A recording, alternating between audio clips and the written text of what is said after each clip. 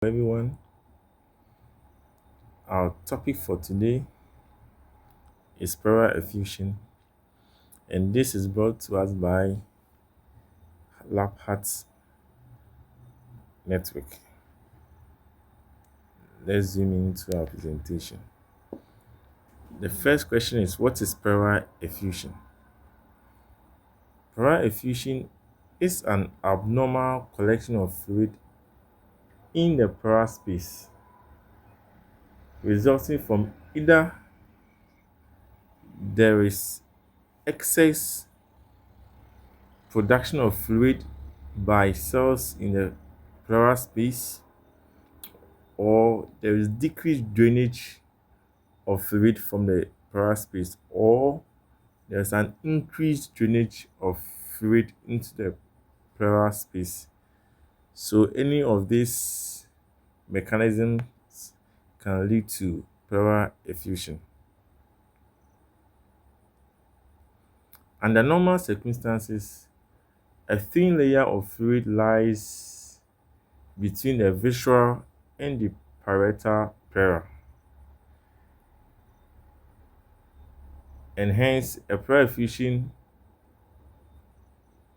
results when there is the presence of an abnormally large amount of fluid in the pleural space. So the pleural fluid itself is a serous fluid, okay, that allows for the parietal pleura, which is the outer lining, and the visceral pleura, which is the inner lining, to glide over each other without separation, and hence the pleural fluid helps in lubrication and prevents athletasis.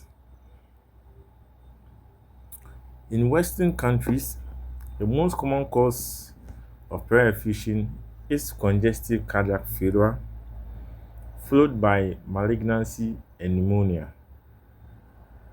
However, worldwide, tuberculosis is the leading cause of pleural effusion. Let's quickly go through some terminologies.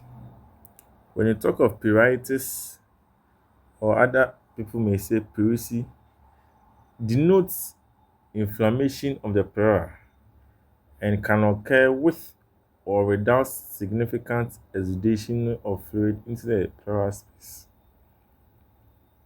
And pleurisy or pleuritis is a common presentation for a wide range of diseases processes, from viral syndromes to pneumonia, P, through to chronic illness such as SLE and other connective tissue disorder. When you talk of pneumonic effusion, then there is a pleural effusion associated with bacterial pneumonia, lung abscess, or bronchiectasis. Empyema is when there is pus in the pleural space and requires the appearance of bacteria and a gram stain. Now let's move on to the anatomy.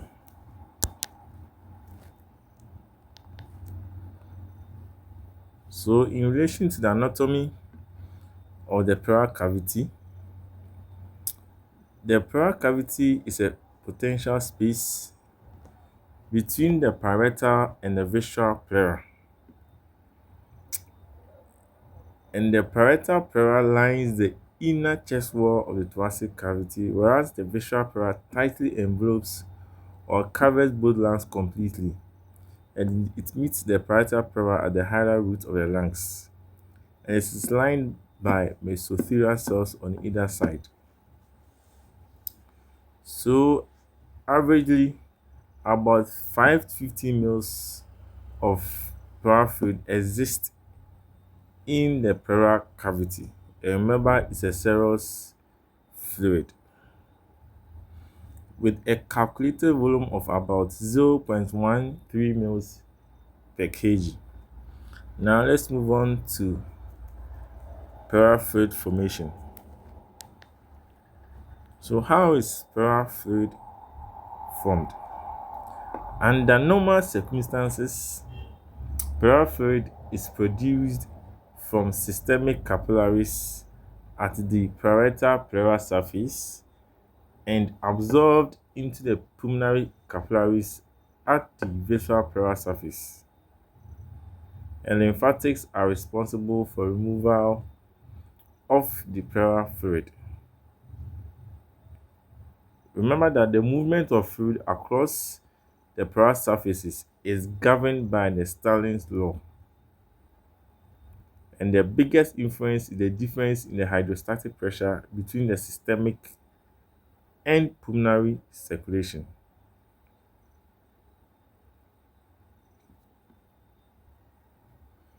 So fluid can enter the pleural space by one, either originating directly from the capillaries in the parietal pleura into the pleural space, or it can enter the pleural space by originating from the peritoneal fluid through the pores in the diaphragm, or it can also enter the pleural cavity from interstitial spaces of the lung through the visceral pleura. So pleural effusion accumulates when influx of fluid into the pleural space exceeds efflux. So remember that in a normal person, the rate of formation of the pleural fluid equals the rate of absorption. So when there is imbalance in this equilibrium, then pleural fluid formation